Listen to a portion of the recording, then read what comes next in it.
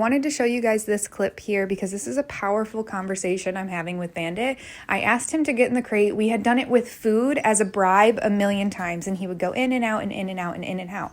Now, this time, I don't have the treat in my hand. I'm asking him to get in, and once he gets in, I'm going to give him a treat, but he doesn't know that. So he does not like to do things if they're not on his terms. If I'm not completely bribing him, he's like, I don't want to do it. So we had to have this little conversation here, and you guys are going to have this at some point as well. And what I'm doing is I'm keeping constant pressure on the leash towards the crate, in the direction of the crate. He knows exactly what I want him to do here because we did it a million times as a bribe with a treat in my hand. And now he just doesn't want to do it because I didn't throw a treat into the back of the crate.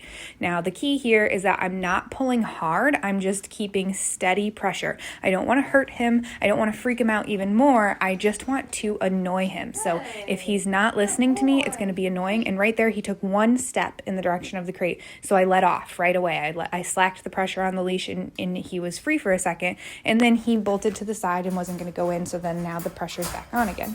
Now right here, I'm working with him. So I open the other door of the crate to make it more inviting. So I'm not just trying to be mean to him. I'm just trying to give him a clear picture that when I ask him for a command, he can't throw a tantrum and get out of it, which is probably what he's been used to doing.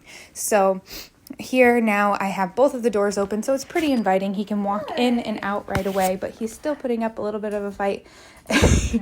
He bites me there, and I'm just really trying to direct him into the crate, make it very, very clear what I want, and I'm not allowing him to lay down because that is what he likes to do. He likes to throw a fit and slam himself on the ground and say, I'm not doing anything, and I'm not allowing him to do that. So then he goes in, and I'm like, good boy, good boy, good boy, and we celebrate once he goes in and out. So what he's learning here is, wow, I just threw a huge fit. I just did all of that for this, and all I wanted him to do was get in and out. So now, after we had that conversation, it just keeps getting easier and easier.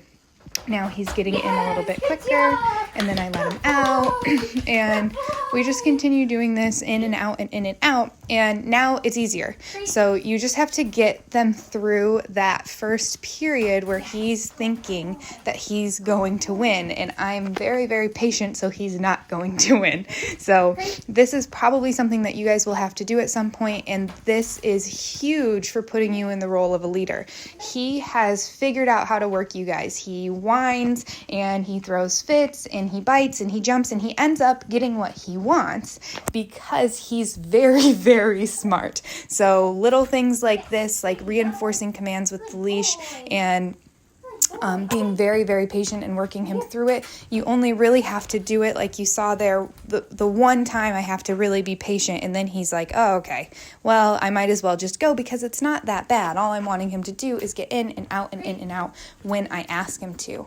If you continued to bribe him for forever, he would keep making you do that, and eventually he would be like, I'm not going to go for a piece of food. Give me something better. So I'm trying to teach him, you get in the command when I ask you to, and then maybe I'll go get you a treat for going in there.